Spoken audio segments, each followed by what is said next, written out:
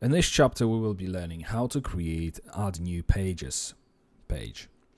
So if we open pages underscore add, apply our template again, straight away restrict access,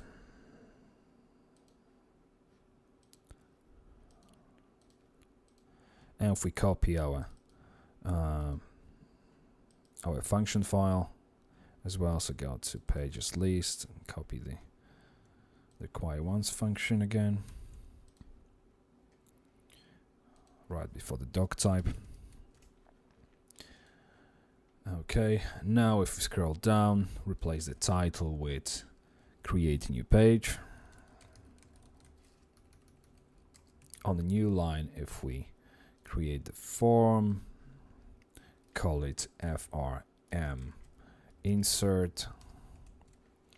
Within the form, we're going to insert the table with the header on the left. Rows we want 4, 2 columns, thickness, padding, spacing 0, table width again blank. Click on OK.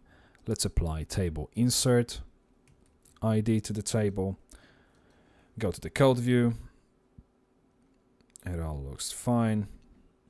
Okay, so first cell will be adding the table, the input tag with the ID of PG link, and we want the style label to be attached using for attribute. The label will be link name and a colon. Click on OK. Next, we're going to be adding page title, which will be text field as well. PG title. Label will be heading and a colon. Next thing, we can merge these two columns together in this row, because this is where the where our wysiwyg window will be. So let's insert the text area here and call it PG cont. It's fine. And last row, obviously, we need to have the navigation. So it will be navigation will be displayed on the drop-down menu. So list menu of ID PG nav, and label will be navigation. And we've forgotten about the last cell, actually, a last row, which I've just added 4 rows. So right click within the last row, table, insert rows or columns, and I want 1 row below the selection. So, and this is where we're going to place our submit buttons. We don't need any ID, neither we need label, and just change the submit to add page. That's fine. Let's go to the code view. Place your cursor anywhere within the first label. Using the tag selector, select the entire label. Ctrl X to cut it and paste it on top of the non-breakable space within the first table header. Okay, the same with the heading, label. It's fine. Right. Okay, then our text area hasn't got any. Actually, it's been created here, but we don't need this, and it's not going to be table header. It's going to be table cell, just a regular one. So we can rename it to TD. And then we've got navigation label.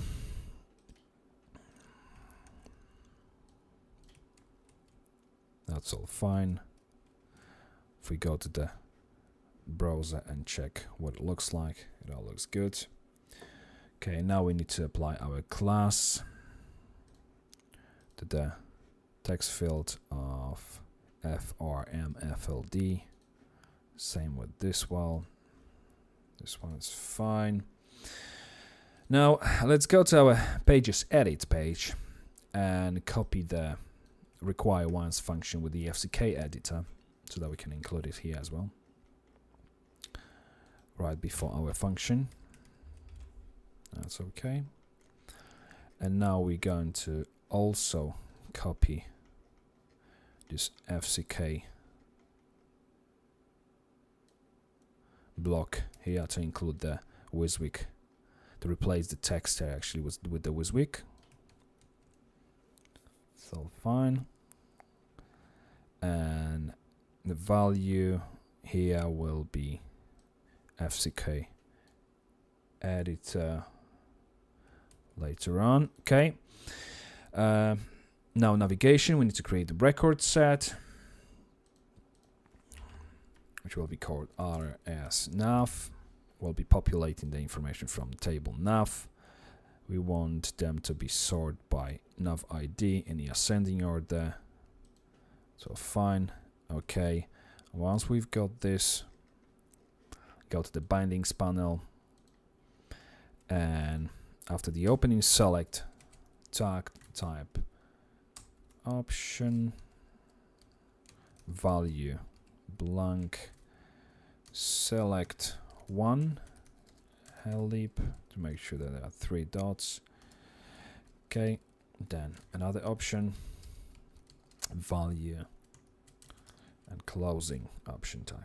So for the value, for the second one, we're going to add nav ID, and for the in between the opening and closing option, we're going to display the name.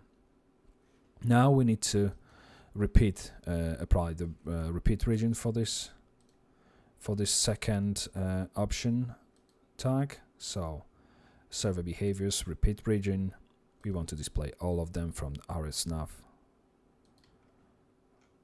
but for some reason it didn't apply. Let's try again.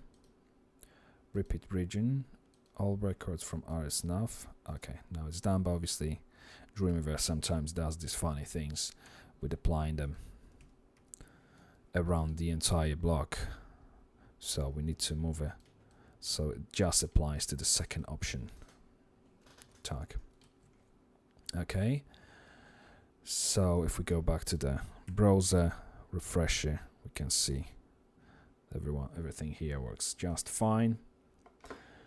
Now if we go back to Dreamweaver, you can see that our wysiwyg window isn't very wide here. So if we go to our table cell and apply style of with 800 pixels, and we also need to oops, sorry, that's the wrong place to do it. So navigation close button is fine, so that's here. Okay, style with 800 pixels. Now if we go back to the browser, refresh it, and our window looks just fine. So in the next video I'm going to show you how to actually insert the record from the form into the database.